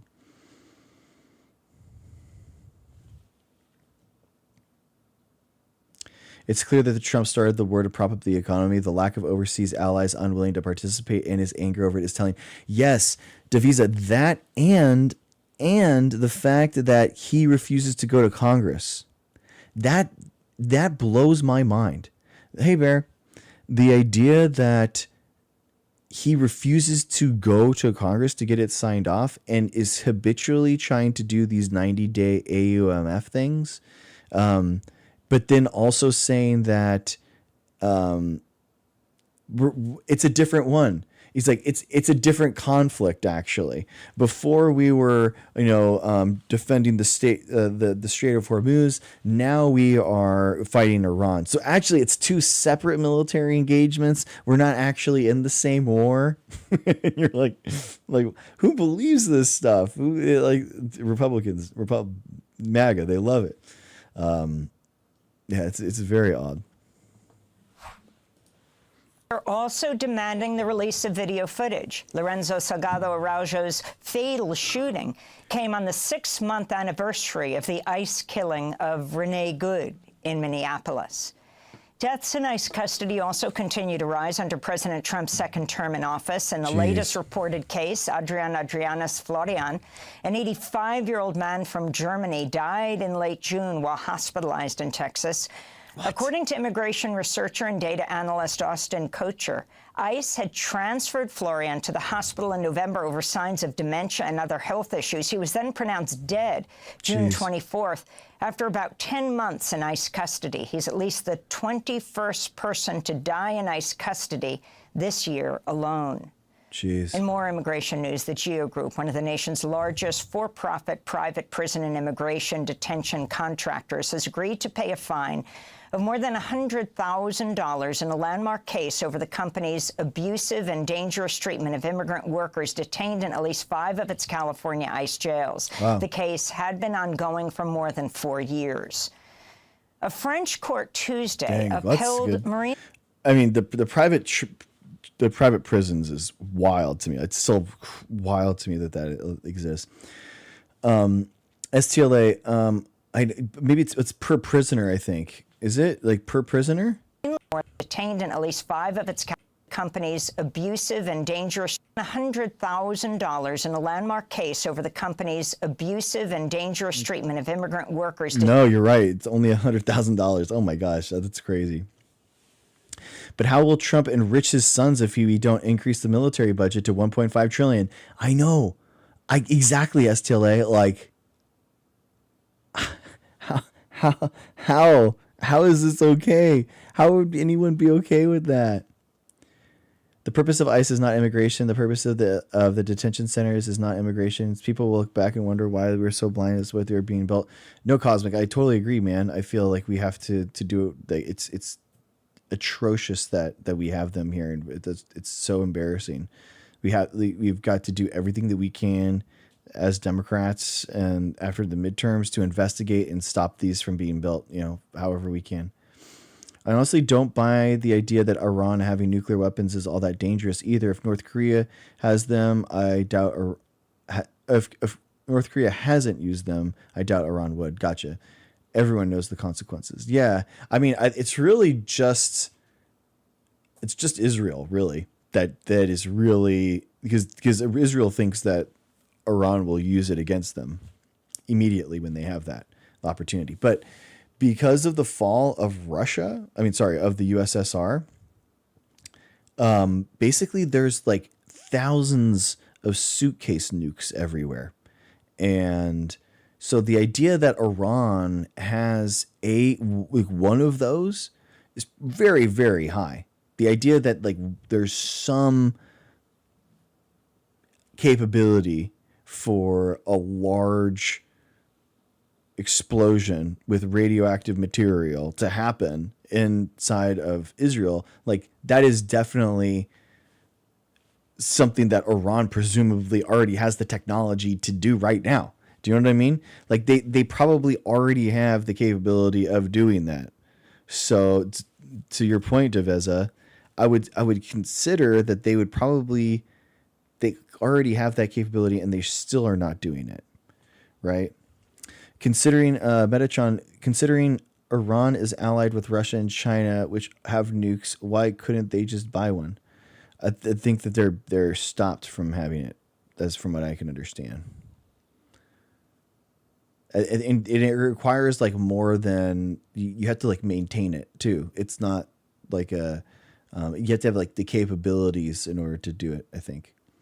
Even nuking Israel is a point of no return for civilization. Iran must know Israel will retaliate, become a domino effect. Yeah, I think, yeah, for sure. I think Israel is definitely all on its own, in that area, and they would have every reason to take as much of it out with them, But Israel's claim is that once they have one, they'd use it so they wouldn't have to maintain it. Oh, interesting. I didn't know that that's how they were talking about it. Interesting.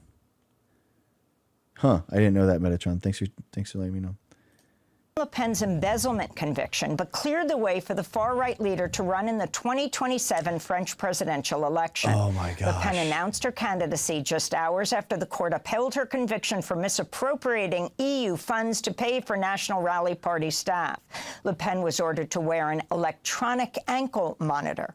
Her racist anti-immigrant National Rally Party is currently leading in the polls with less than a year before centrist French President Emmanuel Macron steps down. This would be Le Pen's fourth bid for the French presidency. In Colombia, President-elect Abelardo Diaz... That's wild that they're in the lead. Oh, my gosh. Could they actually just get it? Could she actually get it after all these years? Even nuclear... I think I ran just once a nuclear umbrella when it came down to it. I highly doubt if I'd use it. Yeah, I mean, yeah. Trump wants illegal immigration. If it didn't exist, he couldn't create it. He would. I mean, he loves illegal immigration, right? Like Trump uses it for Mar-a-Lago. And I mean, if you're a capitalist, then you want immigration too, So it's like... and it creates a scapegoat. So as a fascist, he loves that too. So I think that he genuinely, they don't do anything to actually actively stop it from happening. Like if you were actually serious about stopping illegal immigration, you just make it a crime to hire an illegal worker. You know what I mean? That's how easy it is. Like you just make that a crime, and then there's no way any of them stay, right? So, but they don't do that because we would be punishing the business owner and we're like, well, it's kind of messed up if you think about it, because we're kind of like, well, if you can exploit them to the point where it's actually, beneficial, then we'll keep them around, which is why it's so messed up. You know what I mean? That's why these people are exploited so much, and it's sad. It's the working conditions that they live with. It is deplorable. So that, again, that's why like no person should be illegal, right? That's the whole point of them being able to go to the police, if there was any type of manipulation or exploitation happening. That's why we want people here, no matter what type of immigration status they are, going to get vaccinated. We want to make sure that we're paying their vaccines so that they can stay healthy for themselves, but then also in their communities. It doesn't spread disease.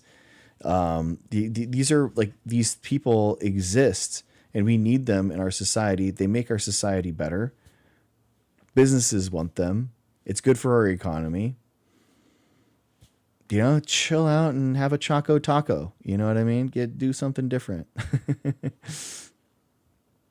My stepdad genuinely believes a third term is possible and legal. That's when I started waking up on how corrupt Trump is.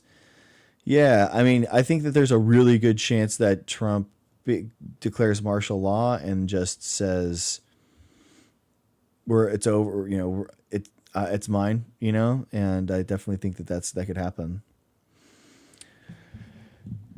Trump told the world that the borders were open. Why do you think all the immigrants came? Do you mean, I don't understand what you mean. We need to start talking about immigration at a global level and why it's happening. Yes. Yeah, Bear. I think that's a really good point too, because a lot of people will talk about, the UK is a big thing, right? The UK is like talking about, what's wrong with all these people getting here in Europe. It's really because obviously they're close, right, to that region. So it all spills over.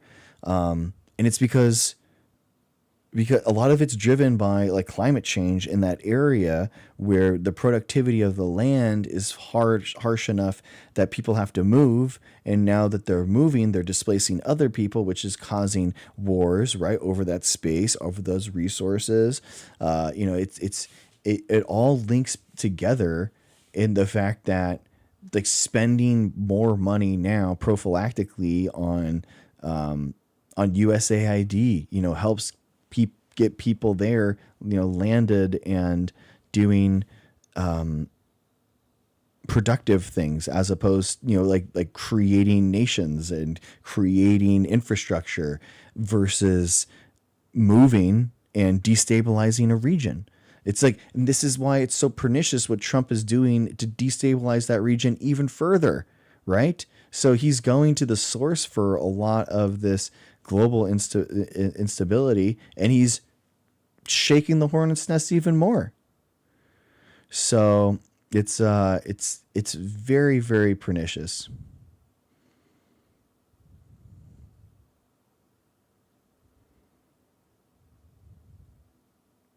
There are countless individual actions that prove what his intentions are. One is pardoning the Jan 6 insurrectionists. Yeah, for sure. I think that was honestly a huge black pill like moment in my life for sure. The idea that Jan 6 was so egregious, man. It was so egregious. And I remember it's definitely one of those things where you're going to remember it the rest of your life where you were, and I remember sitting in lab just going like watching that being like, what is going on? No way this is happening. They're trying to steal my vote. Like they're literally trying to steal my vote right now.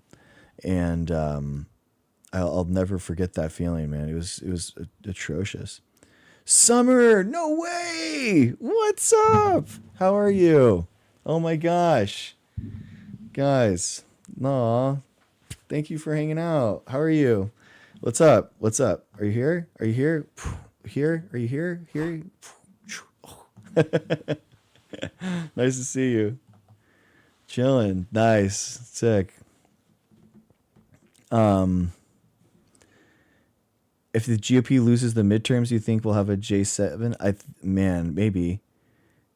I think that they are.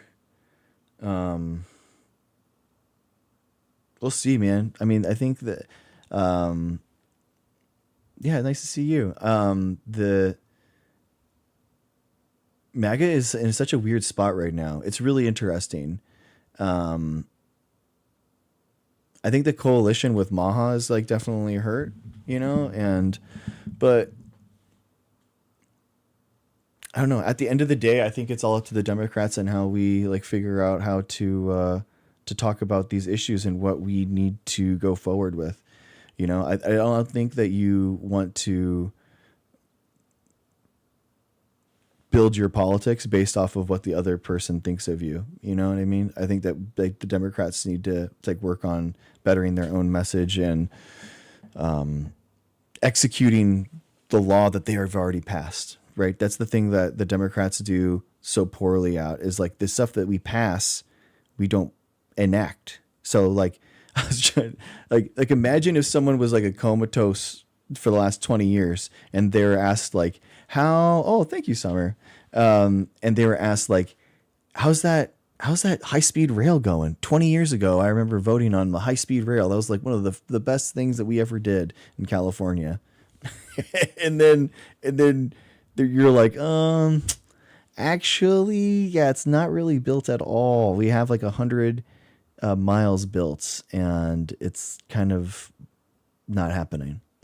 And you're like, oh, yeah, it's like it's the same thing with Biden's stuff. Biden had $400 billion unspent, in his piggy banks. Like we pass things as Democrats, we just can't get them built, and that's what's really sad. Democrats need to gloat publicly about their achievements. They need to be better at PR. Yes, yeah, exactly, Metatron. I agree with that. But also, like, we need to, like Mom Donnie, like, have a better social media game, but then also build something bigger. That's the biggest thing. Elon killed the high-speed rail, not the Democrats. I mean, it's a couple of different things. I mean, that's definitely like, he was definitely a part of it, but it was definitely bureaucracy that ultimately has killed the high-speed rail. So, yeah. Trump is letting the midterms proceed to try to win, but if that fails, he has ICE. Yeah, I mean, he definitely, it does think that ICE is his personal police. It's very cringe. It's very weird. Okay, let's finish this. Espriella has suspended the transition process with outgoing Colombian President Gustavo Petro after Petro accused the right-wing candidate of fraud in the June runoff election. Is he singing? This is like amazing. Look at this production.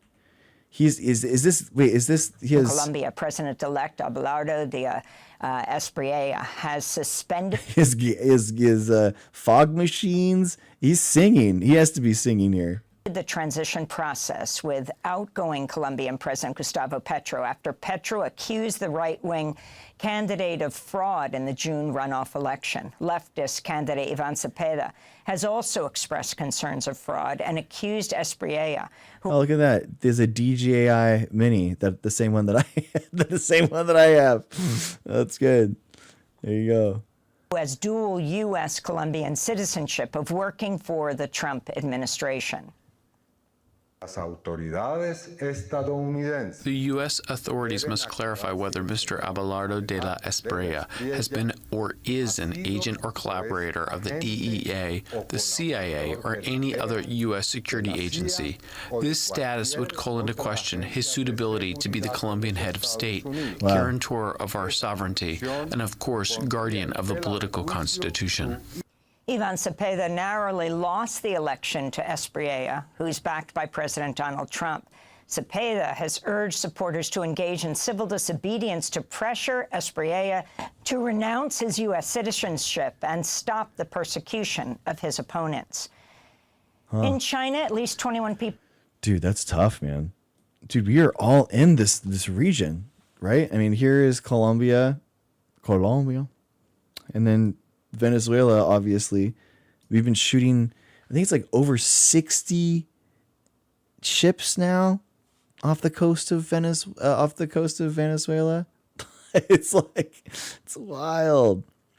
Trump converted a new religion the same way that Amy Coney Barrett's nomination was advanced in the Senate same day as his first televised debate against President Biden. Oh, really? He renounced Scottish Presbyterianism. He renounced it? Really? What is he now? He's not Scottish Presbyterianism. What is he now?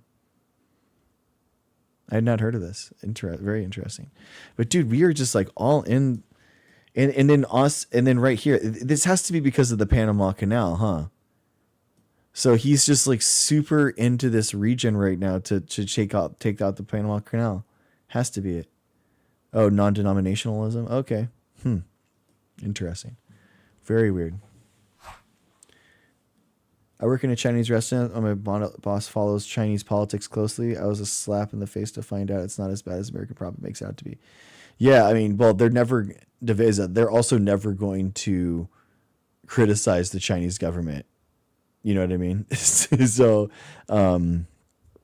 That's also a weird thing. It was funny. I had a Chinese postdoc that I was like friends with and stuff, and we had the same conversation where he was like, you know, we were talking about how awesome China is, and I think that it is cool in a lot of interesting ways. But he was, you know, I basically was like, yeah, but isn't it weird that you can't like criticize the Chinese government? You know, isn't that weird? You know, we were talking about freedom of speech and all that kind of stuff. And he was like, well, I feel free because I don't have to worry about that kind of thing, you know? And in his mind, it was like a security blanket knowing that that was all figured out. And it was just, I remember asking him, I was like, well, why don't you just say that, like, say like China is bad or China's like, you know, the, you know, whatever into my phone. You know, just, I'm not going to turn it on. I'm just going to just say it.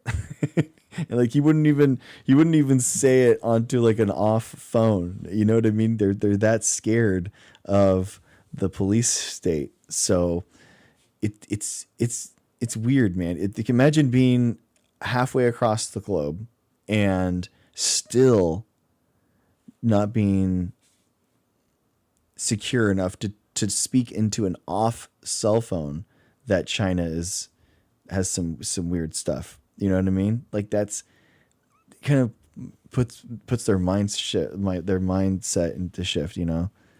People are dead after heavy wind and rain triggered a landslide in the western province of Gansu. The disaster was caused by the remnants of Typhoon Maisak, which spawned rare tornadoes in central China, leaving tens of thousands of people displaced from their homes. In the Pacific, recovery efforts are underway on Guam and the Northern Marianas Islands from severe damage caused by a Category 5 equivalent typhoon that made landfall Monday.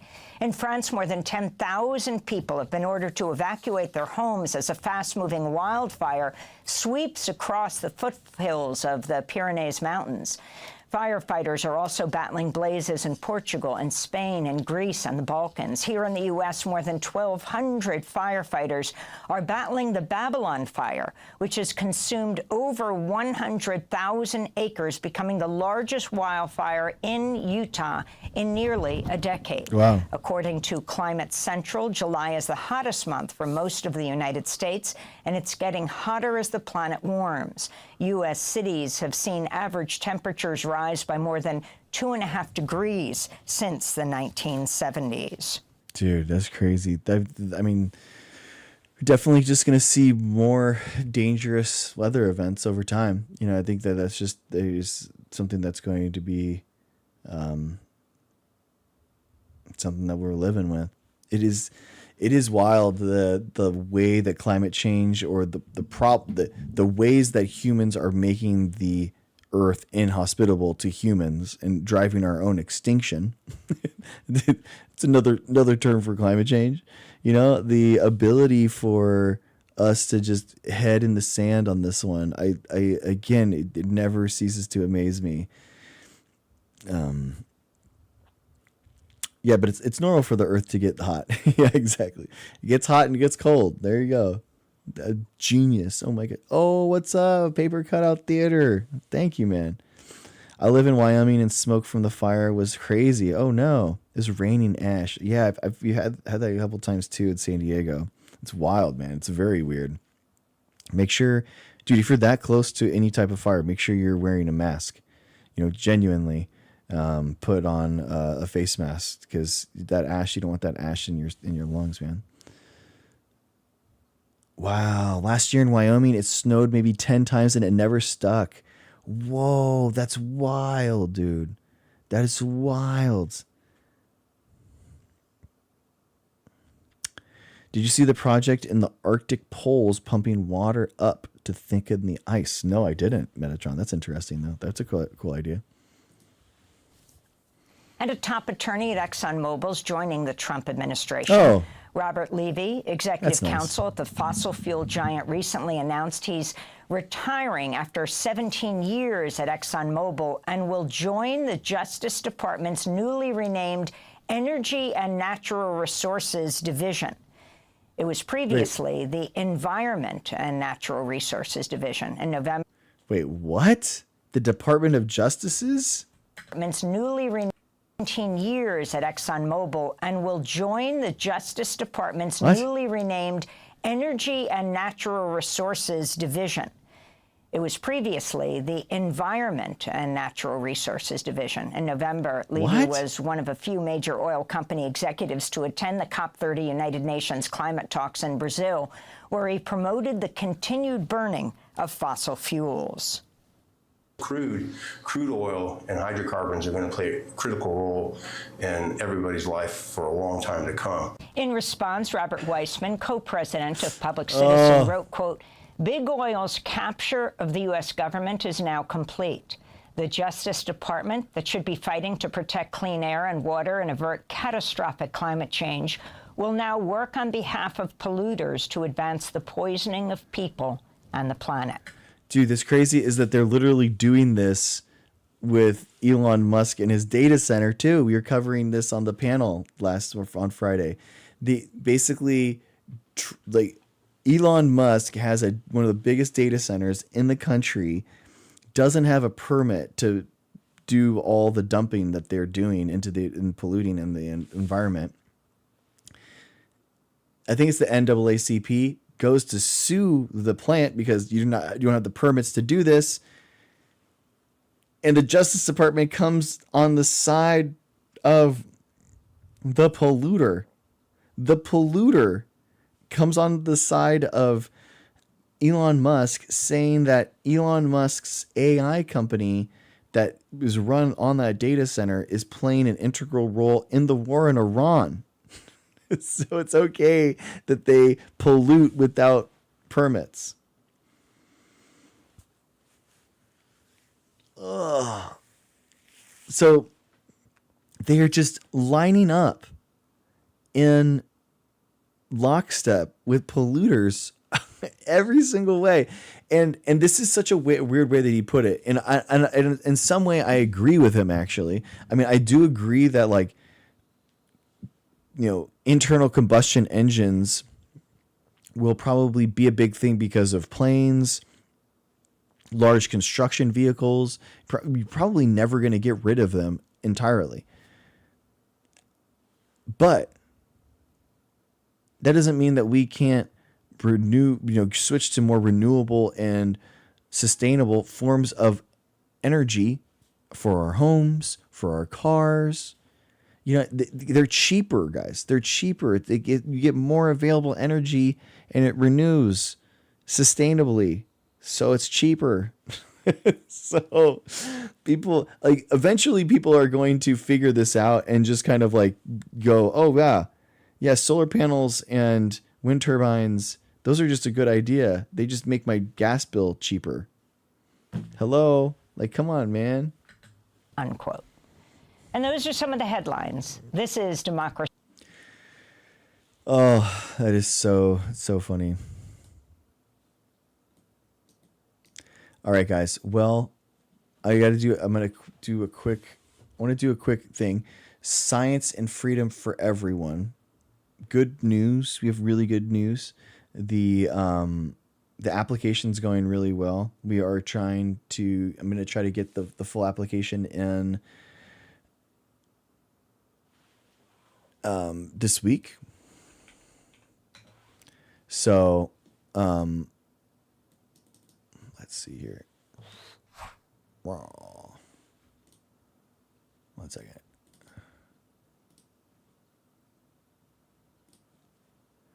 So, we are looking for, hey, thank you, man. So Science and Freedom for Everyone is the nonprofit that I founded out of this streaming community. And what we're doing is basically creating a research institute and a think tank for science-minded, engineered-minded policy. So what we're going to try to do is create template legislation so that legislators can learn what good science-based policy looks like. And then maybe they can, use those templates going forward. So we have policies, education, policies that people can do. based off of different things. A lot of it is based off of vaccine access, raw milk, deregulation that's happening, and then also fluoride in the water. So those three things are the main pillars that we're focused on right now. But I definitely want to do more like climate stuff, especially as more and more democratic places are going to be trying to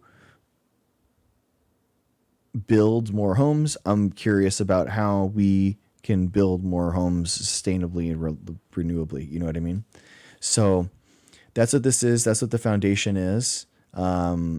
We do research analysis and public scientific publications for. We basically analyze existing publications in order to create policy briefs and stuff like that for politicians. Community outreach, which is basically trying to help educate the public, educate the legislators, educate other scientists and physicians and healthcare professionals and engineers that, hey, we need you, you can help us, that kind of thing. And then also all of our stuff is open access, educational, and all available for everyone. So those are our things. We got a board of directors, guys. So basically we're looking for people to join our science advisory board. So if you are a professional in this space, we urge you to please join us. Basically, you apply to start your application here, and then log in through your Google account, and boom. So that's what we're working on right now. Science and freedom for everyone, because science gives freedom, and freedom gives us the ability to do more science. Boom, boom. But yeah, I think it's going to be cool, guys. I'm really excited about it. We're finally getting our feet underneath us. We want to put out the word that we're looking to fill up the science advisory board, and then also we're looking for volunteers too. So if you want to get involved, and actually we need help for social media. So we have a volunteer editor that I need to talk to, making videos, and then also, just that kind of stuff. That would be cool. Like contacting physicians, outreach, all that kind of stuff. So we meet every week, and all we ask is 5 hours a month. That's it. So 5 hours a month. If you have 5 hours a month to help us, then check out the application, and we'll be in contact. So very cool stuff. Science does rock. Stop the stupidity, and I think it's a really cool. I think it's a really cool idea. I'm partial. I'm partial of it. This is something that I envisioned like 10 years ago, 2016. And to actually see it, to come to fruition, to actually see it happen is really cool. Oh, what's up? Thank you so much, Afon. Thank you. W Safe. Thank you. I think Safe is going to be big. I really do. I think it's going to be really cool. We are the only community, the only group, the only organization in the entire country that has fought for science bills on every single state house. Because we're involved at the state level and nobody else is. Everyone else is looking federally. We're actually at the state level, and I think that's makes us completely different. And it's really I think it's going to be bigger and bigger over time. I really do. I'm very proud of it, and it's cool. Oh, thank you, Sanish. Thank you, man. Are you in need of a software engineer too? Yeah, man. Yeah. We need. Yeah, for sure. Any type of, if you're interested in helping us out, then just check out the start your application, and we'll get involved in some way. So we're in need of, we're assembling the team now. There's like half a dozen of us that are on the boards and the general board. There's the board of directors, but then there's just like the general board that that's a couple more people. But then but yeah, we're now that nice, Sanish, that'd be awesome, dude. Now that we are official and the applications in, the 501c3 applications in, now we can like really push and push into it. So I'm really excited about it. So, but yeah, guys, I'm excited. So that happened today. And, but anyway, all right, guys. Well, I'm going to take off. Thank you so much for being here. Thanks for watching. I appreciate it. Dude, it's so cool having 12 people in YouTube. That was so rad. Okay. Yeah. User. Yeah. Yeah. You were the editor that I was talking about. So we need people to help user with editing and, script writing, and because I want like the safe stuff to be good night Michael. I want the safe stuff to be like a little higher quality than the stuff that I make, but for my channel, for my Dr. Greg show stuff, you know. Oh yeah, I'm sorry. saferi.org. The saferesearchinstitute.org. saferesearchinstitute.org. So saferi.org. And that's what we do, man. Yeah, saferi.org. Did I put it here? Saferi.org. The platform I never use, TikTok, has the most viewers, and the one I use the most, the Twitch, the least. Yeah. But yeah, man. GeoGuessr, maybe. I feel so out of it. I'm tired. I don't know if I'm good for GeoGuessr right now. I think I'm just going to go to bed.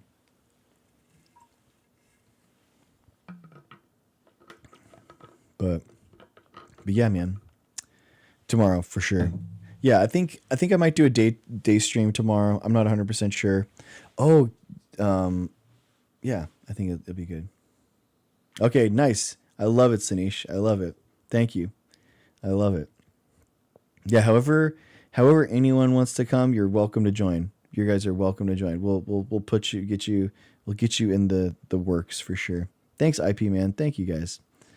Thank you guys for hanging out. Thank you for the top gifters. Thank you, Helen, Heather, Noamus Dreams. Thank you. Thank you so much. Dude, thank you.